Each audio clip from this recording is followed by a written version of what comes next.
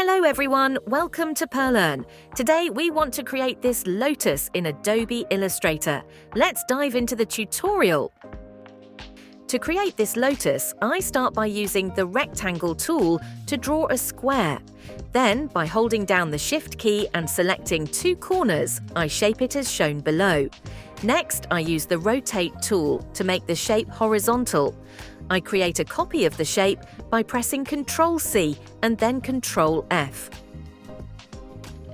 I repeat this process while holding down the Shift key. After that, I select the created shape, go to the Object menu, choose Blend, and then Blend Options.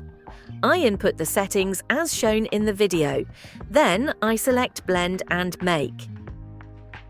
I create a rotated copy of the shape at a 20-degree angle and repeat this action by pressing Ctrl+D.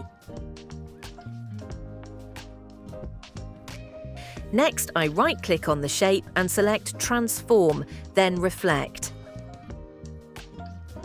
Finally, I right-click on the desired items, choose Arrange, and then Bring to Front to complete the shape. I hope you enjoyed this tutorial. Don't forget to support this video and subscribe to my channel.